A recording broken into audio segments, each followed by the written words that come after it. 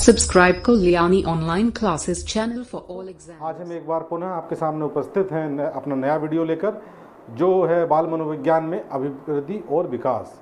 इस वीडियो के अंतर्गत हम देखेंगे अभिवृद्धि किसे कहते हैं, अभिवृद्धि क्या विशेषताएं हैं ये, और जो विकास है, विकास क्या होता है और उसकी क्या विशेषताएं हैं। इसके साथ साथ हम देखेंगे जो बालक की विभिन्न स्टेजेस हैं उसके काल की, जैसे कि शैशवावस्था हुई, बाल्यावस्था हुई या किशोर अवस्था हुई, इनके बारे में हम जानेंगे कि किस समय से किस समय तक ये रहती है, और जानेंगे कि एक अभिवृद्धि और विकास का या विकास का जो है बालक के जीवन में क्या योगदान होता है। तो दोस्तों, बिना कोई देर किए हम इस वीडियो को शुरू करते हैं। और हाँ, अगर आपको मेरा वीडियो पसंद आए तो इस चैनल को सब्सक्राइब करना ना भूलें, मेरे वीडियो को अधिक से अधिक शेयर करें और लाइक करें मेरे चैनल को। तो आइए शुरू करते हैं आज का। दोस्तों, आज का हमारा टॉपिक है बाल मनोविज्ञान के अंतर्गत अभिवृद्धि और विकास, जिसे हम ग्रोथ एंड डेवलपमेंट भी कहते हैं। तो दोस्तों, शुरू करते हैं आज का अपना टॉपिक अभिवृद्धि और विकास। अगर देखिए दोस्तों, बात करें कि बाल मनोविज्ञान क्या है, तो यहाँ हम देखते हैं बाल विकास का अध्ययन, ये कह सकते हैं कि बाल विकास का अध्ययन मनोविज्ञान की जिस शाखा के अंतर्गत किया जाता है उसे हम क्या कहते हैं, बाल मनोविज्ञान कहते हैं। ध्यान रखिएगा, इंग्लिश में इसको चाइल्ड साइकोलॉजी कहते हैं। मतलब कहने का अभिप्राय ये है कि बाल विकास का अध्ययन मनोविज्ञान की जिस शाखा के अंतर्गत किया जाता है उसे क्या कहा जाता है, बाल मनोविज्ञान कहा जाता है। इस बात को आप ध्यान रखिएगा। और यहीं पर एक वर्क महोदय हुए हैं, मनोविज्ञान में उनका अपना अलग योगदान है। वर्क महोदय ने कहा है कि मनोविज्ञान, जो बाल मनोविज्ञान है, बालक के व्यवहार का अध्ययन करने वाला विज्ञान है। ये वर्क महोदय का कथन है, इसको ध्यान रखिएगा, महत्वपूर्ण कथन है कि बाल मनोविज्ञान क्या है, बाल मनोविज्ञान बालक के व्यवहार का अध्ययन करने वाला विज्ञान है। दोस्तों, बाल मनोविज्ञान या बाल विकास के बारे में और अध्ययन करने से पहले और अभिवृद्धि और विकास के बारे में और जानने से पहले हम जान लेते हैं बाल जो विकास है या बाल मनोविज्ञान है, इसका क्या इतिहास रहा है। थोड़ा इतिहास जानना एक ज़रूरी है। इसके इतिहास के बारे में कब से इसकी शुरुआत हुई। देखिए, शुरुआत की बात करें बाल जो विकास है तो इसकी शुरुआत 18वीं शताब्दी से मानी जाती है, लेकिन इसके प्रयास जो है थोड़ा पहले से ही शुरू हो गए थे। मतलब 17वीं शताब्दी से इसके प्रयास शुरू हो गए थे, लेकिन जो शुरुआत इसकी मानी जाती है वो 18वीं शताब्दी से मानी जाती है, पेस्टोलॉजी के समय से। इसमें दोस्तों अगर बात करें, ये कहा जा सकता है कि जो बाल विकास है वो क्या है, वो मनोविज्ञान का आधुनिक या विस्तृत रूप है, ये कहा गया है। तो जो 1628 में, 17वीं शताब्दी थी, 1628 में एक व्यक्ति थे जॉन ओमेस कमेनियस ने जो धनी आयु वर्ग के बच्चों थे इटली में, उनके लिए एक स्कूल की स्थापना की थी जिसका नाम था स्कूल ऑफ इन्फेंसी। उस स्कूल की उन्होंने स्थापना की, बचपन का स्कूल जिसे हिंदी में कहते हैं। और लगभग 29 वर्ष तक इन्होंने इस स्कूल को चलाया, और 29 वर्ष के अपने अथक प्रयास के बाद उन्होंने क्या 1657 में एक प्रसिद्ध पुस्तक की रचना की जिसका नाम था ऑर्बिक विक्टस। ये उन्होंने इस पुस्तक की जो है रचना की 1657 में, और ये पुस्तक जो है 1659 में प्रकाशित हुई। दोस्तों, इस पुस्तक में उन्होंने जो सभी वर्ग के जो आयु वर्ग के बच्चे थे उनके शैक्षिक जो विकास था उसका विवरण दिया था। इसमें उन्होंने बताया था कि किस प्रकार बालक को, मतलब किस उम्र के बालक को किस प्रकार की शिक्षा दी जानी चाहिए, क्या क्या उसकी विधि होनी चाहिए। और इस पुस्तक में उन्होंने क्या किया था, बालक की जो प्राथमिक शिक्षा थी और उसकी जो पाठ्यक्रम सामग्री थी उसके माध्यम को उन्होंने आकर्षक जो बनाया था वो चित्रों के माध्यम से बनाया था, और मुख्य विषय वस्तु से उनको जोड़ा था। और ये कारण उसका पीछे ये था इनका कि वो जो है ज़्यादा आकर्षक बन सके और बालकों का जो है उसकी तरफ ध्यान आकर्षित हो सके। तो ध्यान रखिएगा, जो जॉन ओमेस कमेनियस थे उन्होंने 1657 में एक पुस्तक की रचना की, ऑर्बिक विक्टस की रचना की थी, और 1659 में पुस्तक जो है प्रकाशित हुई थी। और इस पुस्तक में उन्होंने क्या चित्रों के माध्यम से, ध्यान रखिएगा, चित्रों के माध्यम से इस पुस्तक को उन्होंने आकर्षक बनाया था और जो है विषय वस्तु से उसको जोड़ने का प्रयास किया था। कारण उसके पीछे केवल यही था कि बालक अधिक से अधिक जो है उसकी तरफ आकर्षित हो सके और उसको अच्छे से पढ़ सकें। दोस्तों, आगे बात करते हैं इतिहास। इसी क्रम में आगे नाम आता है, देखिए बालक के विकास का जो प्रथम बार वैज्ञानिक विवरण जो प्रस्तुत किया था वो सर्वप्रथम 18वीं शताब्दी में, मतलब 1774 में किसने किया था? पेस्टोलॉजी ने किया था। ध्यान रखिएगा, पेस्टोलॉजी वो पहले व्यक्ति थे जिन्होंने सर्वप्रथम बालक के विकास का विवरण जो है प्रस्तुत किया। और पेस्टोलॉजी ने क्या किया था इसके लिए? पेस्टोलॉजी ने यह विवरण अपने स्वयं के 3.5 वर्षीय पुत्र पर किया था। और इन्होंने एक ये जो उनका ये विवरण प्रस्तुत था कि इसको बेबी बायोग्राफी के नाम से कहते हैं, इसको बाल कथा भी कहा जाता है। जो बेबी बायोग्राफी थी दोस्तों, ध्यान रखिएगा, बेबी बायोग्राफी का जो जितना भी कार्य था, जो आधारित था, वो इनके खुद के पुत्र, जो 3.5 वर्षीय पुत्र थे, उनके ऊपर ये आधारित था। और इन्होंने सारा जो काम किया था अपने पुत्र को ध्यान में रखकर किया था। मतलब सारे जो कह सकते हैं कि जो एक्सपेरिमेंट किए थे या सारे जो अपनी विधियाँ दी या जिस चीज़ को भी इन्होंने समझाने का प्रयास किया, वो सब का आधार इनके 3.5 वर्षीय इनका पुत्र था। उसके बाद इसी क्रम में नाम आता है डॉक्टर टाइडमैन का। दोस्तों, जो टाइडमैन थे ये जर्मनी के चिकित्सक थे। इन्होंने भी क्या किया था, 1784 में इन्होंने अपने बच्चे के जो इनके बच्चे थे उनके शारीरिक एवं मानसिक विकास का निरीक्षण करके विवरण प्रस्तुत किया था इसी क्रम में। मतलब पेस्टोलॉजी के बाद जो नाम आता है वो टाइडमैन का नाम आता है, जिन्होंने सेम अलग अलग जो विवरण था वो प्रस्तुत किया था। और इन्होंने भी अपना एक्सपेरिमेंट किसके ऊपर किया? अपने बच्चों के ऊपर ही किया था। आगे अगर देखें तो अभी इतिहास के बारे में हम बात कर रहे हैं दोस्तों, तो जो आगे की बात करते हैं, जो अध्ययन था, इसके आंदोलन की शुरुआत जो मानी जाती है वो 19वीं शताब्दी में अमेरिका से मानी जाती है। ध्यान रखिएगा, अमेरिका से जो है इस आंदोलन की, जो बाल मनोविज्ञान है, इस आंदोलन की शुरुआत जो है मानी जाती है। और इस शुरुआत में सबसे बड़ा जो नाम आता है दोस्तों वो आता है स्टैनले हॉल का। स्टैनले हॉल को ही जो है बाल अध्ययन जो आंदोलन था, इस आंदोलन के जन्मदाता के रूप में भी जाना जाता है। उन्होंने 1893 में या कहें 19वीं शताब्दी में इस आंदोलन की शुरुआत की थी। ध्यान रखिएगा, जो स्टैनले हॉल थे उन्होंने बाल अध्ययन जो था, जो आंदोलन था, उसकी शुरुआत 1893 में की थी। और इन्होंने क्या किया था? चाइल्ड स्टडी सोसाइटी, बाल अध्ययन समिति तथा चाइल्ड वेलफेयर ऑर्गेनाइजेशन, बाल कल्याण संगठन जैसी संस्थाओं की जो है स्थापना इन्होंने की थी। और एक बायोग्राफी तैयार की थी। मतलब इन्होंने जो है बाल अध्ययन समिति और बाल कल्याण जैसे संगठन का निर्माण किया और इन्होंने बालक पर बहुत सारा अध्ययन किया। इसीलिए दोस्तों आपको मैं बताता चलूँ, इन्हें बाल मनोविज्ञान का जनक भी इसीलिए कहा जाता है। और इसी के साथ साथ जो स्टैनले हॉल थे, इन्होंने क्या किया था? सर्वप्रथम जो बाल गृह की स्थापना की थी 1887 में न्यूयॉर्क अमेरिका में। और इन्होंने क्या किया, जो बाल अपराधी थे उनको सुधारने के लिए ही बाल गृहों की इन्होंने स्थापना की थी। जो बाल गृहों की जो मुख्य रूप से स्थापना हुई थी वो इसीलिए स्थापना हुई थी ताकि जो बाल अपराधी थे उनको सुधारा जा सके। और मैं आपको बताता चलूँ, इसी क्रम में जो स्टैनले हॉल ने एक काम और किया था, इन्होंने बालक के अध्ययन के लिए, मतलब प्रथम जो पत्रिका का जो प्रकाशन था वो स्टैनले हॉल के द्वारा किया गया था और उसका नाम था पेडागोजिकल सेमिनार।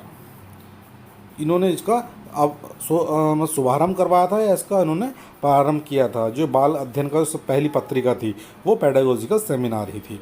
और दोस्तों इसी के क्रम में स्टैनले हॉल ही वे व्यक्ति थे जिन्होंने सर्वप्रथम बालक के व्यवहार का अध्ययन करने के लिए प्रश्नावली का निर्माण कराया था, है ना। और जिससे क्या हो सके, बालक के व्यवहार की सारी जानकारी इजीली जो है प्राप्त हो सके। लेकिन एक बात ध्यान यहाँ पे आप रख के चलेंगे, सर्वप्रथम जो प्रश्नावली बनाई थी वो वुडवर्थ ने बनाई थी, लेकिन स्टैनले हॉल ने बालक के व्यवहार का अध्ययन करने के लिए सर्वप्रथम प्रश्नावली बनाई थी। बालक के व्यवहार का अध्ययन की अगर बात आती है तो स्टैनले हॉल का नाम आता है। और यही सारे प्रयास थे जिस कारण से जो है स्टैनले हॉल को दोस्तों बाल मनोविज्ञान के जनक के रूप में जाना जाता है। ये स्टैनले हॉल का योगदान था बाल विकास के इतिहास में। इसमें एक दो नाम और आते हैं, जैसे कि प्रेयर की बात करें। प्रेयर ने अपनी नवजात जो पुत्र की सहज क्रियाओं का विकास तथा अनुभव का अध्ययन कर माइंड ऑफ द चाइल्ड नामक पुस्तक लिखी।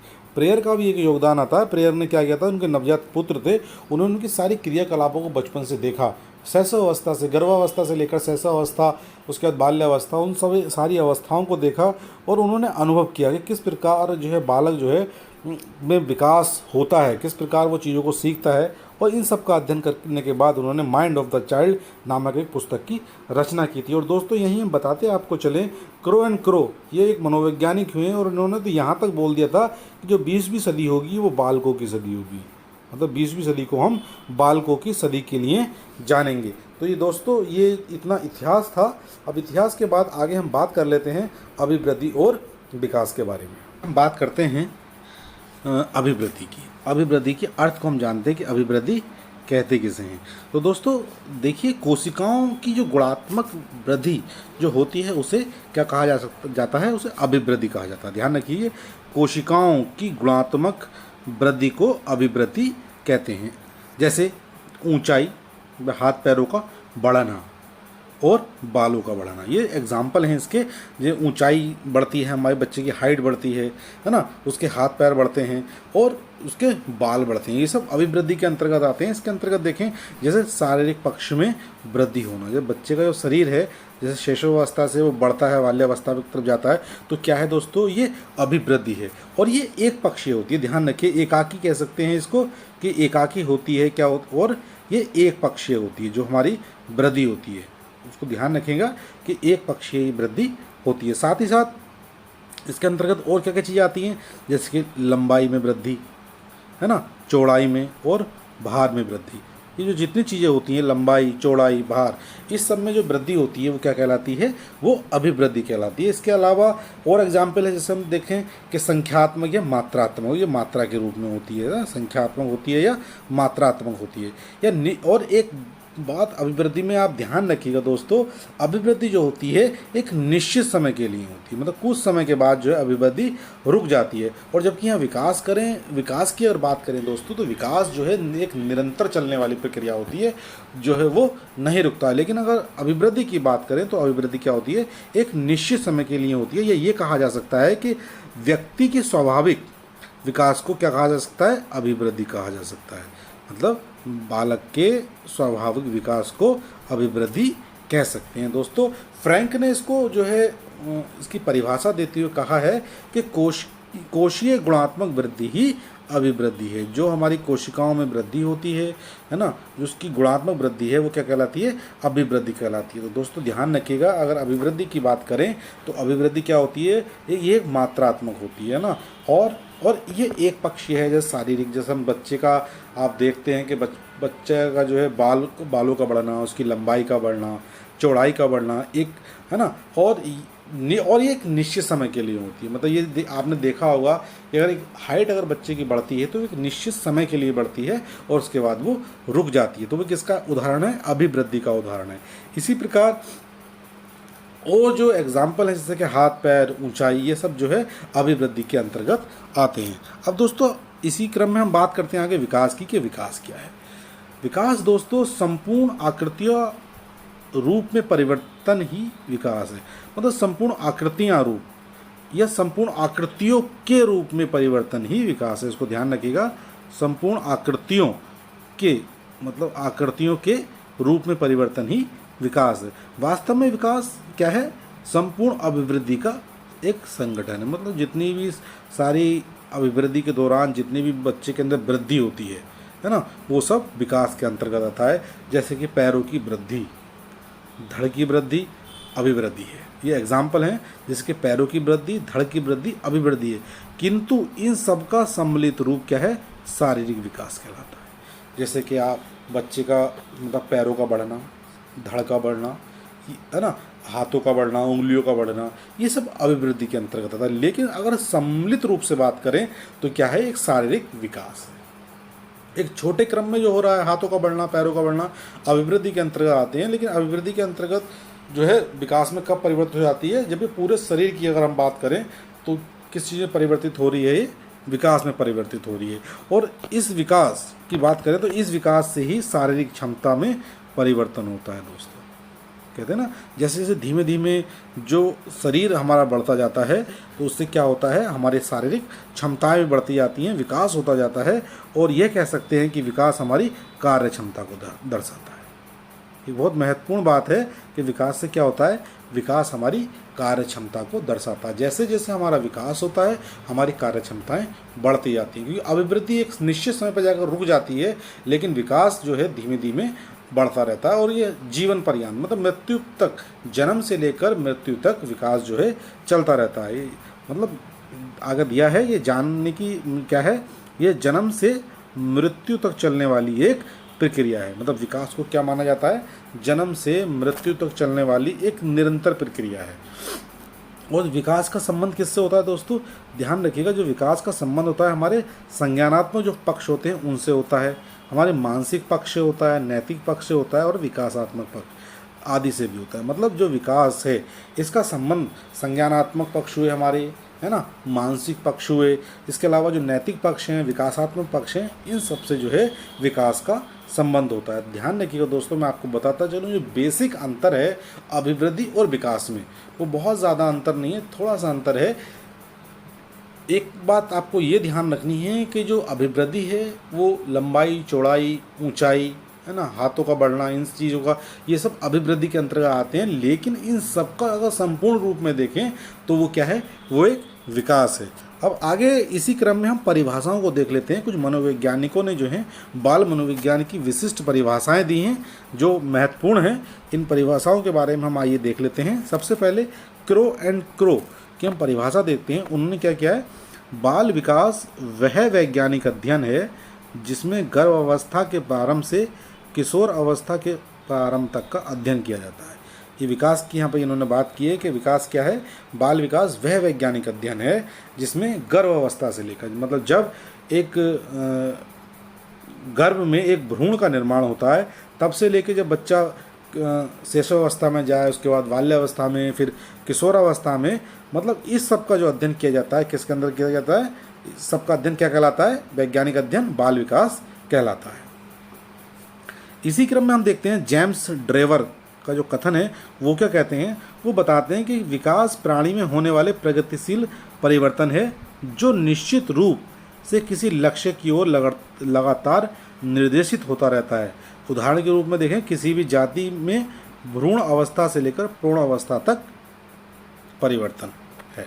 मतलब कहने का अभिप्राय इनका भी यही है कि एक निश्चित लगातार एक लक्ष्य की तरफ उसको बढ़ते रहना, जैसे कि भ्रूण अवस्था से लेकर प्रौढ़ अवस्था तक जाना। भ्रूण से फिर बच्चा गर्भावस्था में आता है, उसके बाद गर्भावस्था से वो शैशवावस्था में आता है, फिर बाल्यावस्था हुई, बाल्यावस्था के बाद वो किशोरावस्था, फिर प्रौढ़ावस्था, एक निश्चित क्रम चलता रहता है। और ये सभी क्या है, एक के बाद एक जो परिवर्तन है जो है यही है विकास है। यही जो वर्क महोदय हैं वो इसको परिभाषित करते हुए कहते हैं कि जो बाल विकास है उनके अनुसार बाल विकास क्या है, बाल विकास मनोविज्ञान की वह शाखा है जिसमें जन्म पूर्व अवस्था से परिपक्व होने तक बाल विकास का अध्ययन किया जाता है। ध्यान रखिएगा, जन्म पूर्व, है ना, क्या कहा है इन्होंने, बाल विकास मनोविज्ञान की उस शाखा को इन्होंने माना है, कहा है जो जन्म से पूर्व अवस्था से, कहने का मतलब है उस भ्रूण अवस्था से, जब एक बच्चे का जन्म होने से पूर्व जो भ्रूण होता है जब से लेकर उसके परिपक्व होने तक जो अध्ययन किया जाता है वो बाल विकास के अंतर्गत अध्ययन किया जाता है। यहीं पर हरलोक महोदय के बारे में देखें दोस्तों, तो जो विकास का अर्थ उन्होंने अभिवृद्धि कहा है कि विकास का अर्थ अभिवृद्धि तक ही सीमित नहीं है। ये बताते हैं कि विकास का जो अर्थ है अभिवृद्धि तक ही सीमित नहीं है, बल्कि व्यवस्थित तथा समानुगत परिवर्तन से है जो परिपक्वता की ओर ले जाते हैं। मतलब उस परिवर्तन से है जो धीमे धीमे बढ़ता रहता है और व्यक्ति को, एक बालक को जो है परिपक्वता की ओर ले जाता है, ये सब विकास है। तो दोस्तों ये बाल विकास की कुछ यहाँ परिभाषाएं थी। अब आगे अभिवृद्धि एवं विकास में अंतर क्या क्या है, दोनों के अंदर क्या अंतर है, किस किस चीज़ में, अभिवृद्धि में और विकास में। तो सबसे पहले हम अभिवृद्धि की बात करते हैं दोस्तों। अभिवृद्धि जो है एक कहते हैं अभिवृद्धि विशेष आयु तक चलने वाली प्रक्रिया है। तो ये पहला बात है। और अभिवृद्धि क्या है, एक निश्चित समय तक चलती है, हमेशा नहीं चलती है। एक जैसे कि मान के चलें आपकी लंबाई एक समय तक आकर बढ़ते समय बंद हो जाती है, हाथों का आकार बढ़ेगा, लेकिन बढ़ते बढ़ते वो बंद हो जाता है, उसके बाद उसमें कोई परिवर्तन नहीं होता, लंबाई में आपकी कोई परिवर्तन नहीं होता। तो क्या है, अभिवृद्धि क्या है, एक विशेष आयु तक चलने वाली प्रक्रिया है, उसके बाद ये बंद हो जाती है। इसी क्रम में अगर विकास को देखें तो विकास दोस्तों क्या है, विकास जन्म से लेकर मृत्यु तक चलने वाली प्रक्रिया है। विकास कभी नहीं रुकता, विकास जन्म से लेकर मृत्यु पर्यंत मतलब चलता रहता है। व्यक्ति अपने मरते समय तक कुछ ना कुछ सीखता रहता है और उसके अंदर कुछ ना कुछ विकास होता रहता है। आगे बात करते हैं अभिवृद्धि की। देखें तो अभिवृद्धि क्या है, विकास का एक चरण है। मतलब अभिवृद्धि क्या कह सकते हैं, विकास का एक छोटा सा रूप है। उस मतलब विकास में ही अभिवृद्धि सम्मिलित है। यहाँ ये कहा जा सकता है कि जितनी अभिवृद्धि होती है वो सब विकास के अंतर्गत होती है। और यहीं अगर हम बात करें विकास की दोस्तों, तो विकास में वृद्धि भी सम्मिलित होती है। निश्चित रूप से जितनी भी अभिवृद्धि होती है, वृद्धि होती है बालक के शरीर में या और चीज़ों में, ये सब विकास के अंतर्गत ही आती है।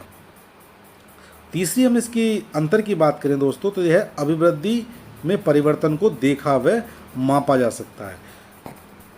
देखिए दोस्तों, बिल्कुल सही बात है। अभिवृद्धि की बात करें तो जितने भी परिवर्तन शरीर में होते हैं उनको क्या कर सकते हैं, हम देख सकते हैं, माप सकते हैं। जैसे लंबाई कितनी वृद्धि हुई, चौड़ाई में कितनी वृद्धि हुई, ऊंचाई में कितनी वृद्धि हुई, भार में कितनी वृद्धि हुई।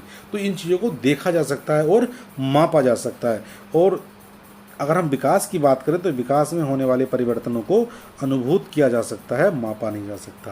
तो दोस्तों यहाँ क्या हो सकता है, केवल जितने परिवर्तन विकास के अंतर्गत होते हैं उन्हें हम क्या कर सकते हैं, उन्हें हम अनुभूति कर सकते हैं, उनको महसूस कर सकते हैं। उनको देख नहीं सकते, उनको केवल महसूस किया जा सकता है। उनको नाप नहीं सकते, माप नहीं सकते, उनको कुछ नहीं किया जा सकता, केवल उनको महसूस किया जा सकता है। ये बेसिक अंतर है। दूसरा, अगर अभिवृद्धि की हम अगले पॉइंट पर बात करें तो दोस्तों जो अभिवृद्धि होती है वो मुख्यतः शारीरिक परिवर्तनों को प्रकट करती है।